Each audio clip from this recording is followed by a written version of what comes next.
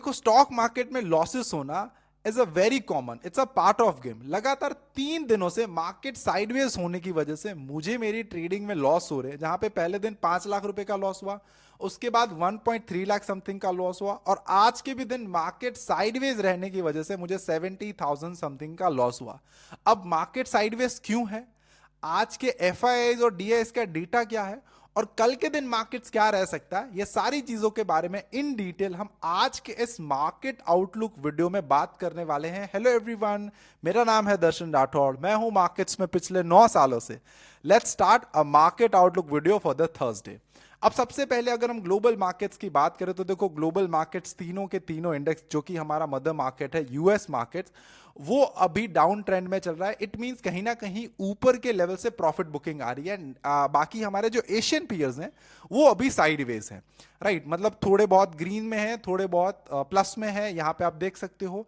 अब उसी रीजन की वजह से हमें जो आज ओपनिंग भी मिली थी वो इतनी ज्यादा कुछ खास नहीं थी। यहाँ पे आप देख सकते हो ओपन होते ही सबसे पहले निफ्टी जो है वो ऊपर जाने लगा, एंड उसके बाद वापस जो है लास्ट में निफ्टी में भी सेलिंग आ गई। अब सबसे पहले समझते हैं कि मार्केट अभी साइडवेज क्यों है।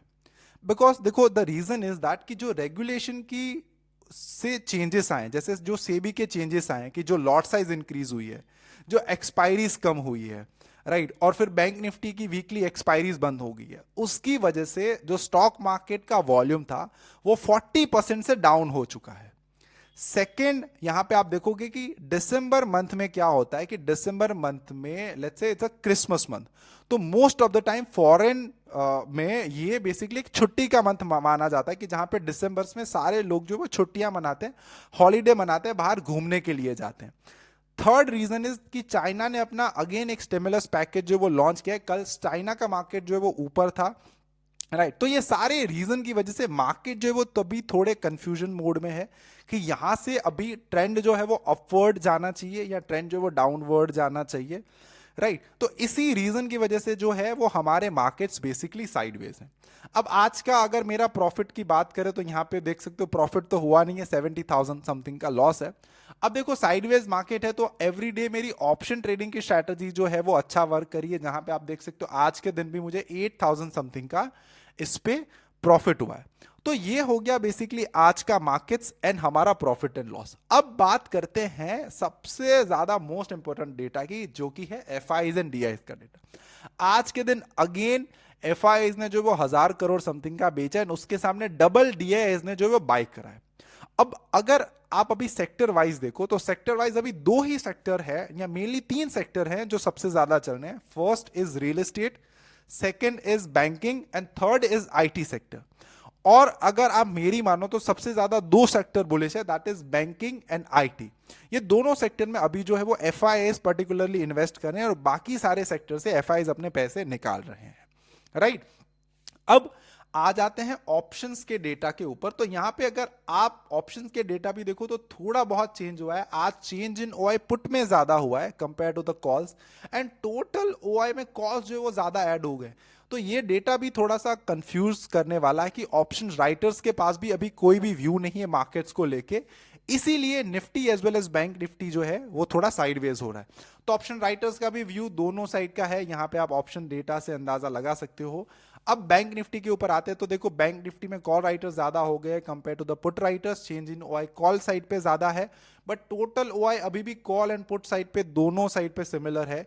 इट मींस कहीं ना कहीं देखो शॉर्ट पीरियड ऑफ टाइम में थोड़ा बहुत मार्केट में प्रॉफिट बुकिंग आ सकती है as per the option writers, but overall अगर आप देखो तो ओवरऑल ऑप्शन राइटर्स जो है वो दोनों साइड के ऑप्शंस बेच के सेल करके जो है वो उसका व्यू बना रहे हैं। यहां पे आप देख सकते हो total OI call and put में दोनों में ज्यादा है।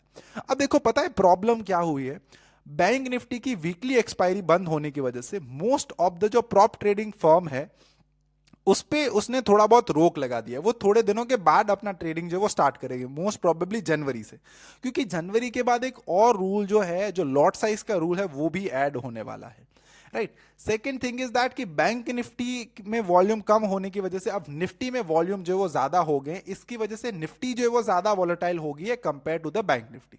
जो कि निफ्टी का वो बिहेवियर नहीं था। निफ्टी का पहले बिहेवियर क्या था कि शांत तरीके से मूवमेंट करना, और बैंक निफ्टी का बिहेवियर क्या था, एक वॉलेटाइल तरीके से ऊपर नीचे जाना। अब वॉल्यूम शिफ्ट होने की वजह से वही सेम चीज जो है वो हमें निफ्टी में देखने मिल रही है। एंड उसी रीजन की वजह से आपको मार्केट दिखेगा कि मार्केट अभी कहीं पे नहीं जा रहा, मार्केट बेसिकली एक साइडवेज जोन में है। अब बात कर लेते हैं एडवांस एंड डिक्लाइन रेशियो की। राइट, ये ऑलवेज एज यूजुअल हर दिन की तरह, मतलब पिछले 2-3 दिन की तरह यहां पे आप देख सकते हो मार्केट जो है साइडवेज है। इट मींस इतना ज्यादा कुछ चेंज जो है वो नहीं हो रहा है। अब मोस्ट इंपॉर्टेंट चीज के ऊपर आ जाते हैं कि अब मार्केट जो है वो कैसा रह सकता है आगे आने वाले दिनों में। तो देखो, प्राइस एक्शन की बात करें तो एज पर द प्राइस में अभी भी मार्केट को लेके बुलिश हूं। राइट, बट मुझे एक चीज पता है कि थोड़ी बहुत प्रॉफिट बुकिंग जो है वो आ सकती है कभी भी। राइट, कभी भी मार्केट थोड़ा बहुत जो है वो गिर सकता है, या कभी भी मार्केट स्पीड से ऊपर जा सकता है। ये दो चीज की पॉसिबिलिटीज है। बिकॉज अगर आप यहां पे देखो शॉर्ट पीरियड ऑफ टाइम में, अगर थोड़ा सा चार्ट को जो है आप स्क्वीज करो तो आपको पता चल जाएगा कि ट्रेंड जो है वो ऊपर गया है, उसके बाद मार्केट जो है वो साइडवेज गया है। सो यहाँ पे दो सिनेरियोज है। अगर मार्केट्स को गिरना था तो वो तो यहां से ही गिर सकते थे, बट मार्केट साइडवेज क्यों जा रहा है? इट मींस कहीं ना कहीं ऊपर के लेवल के आसपास मार्केट जो सस्टेन करे, तो कहीं ना कहीं बायर जो है वो अभी भी Nifty as well as bank Nifty को लेके एक बुलिश व्यू जो है वो बता रहे हैं, इसीलिए मार्केट जो है सस्टेन कर रहा है।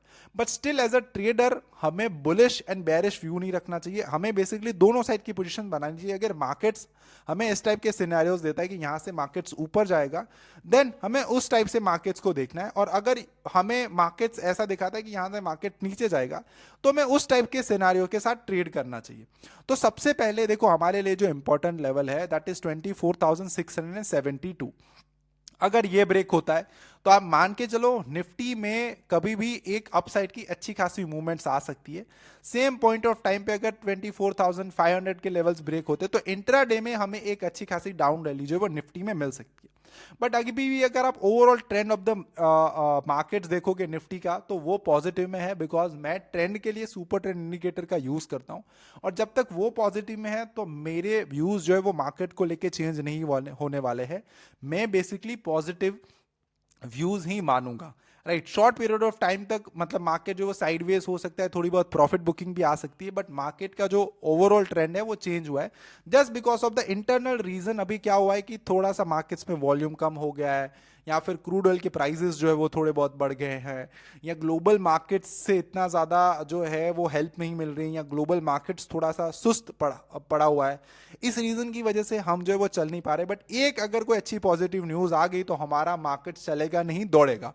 राइट, अब बैंक निफ्टी के ऊपर आ जाते हैं। राइट, आज जो है बैंक निफ्टी इंडेक्स वीक रहा है। अब एक और चीज के ऊपर भी आएंगे इसके बाद।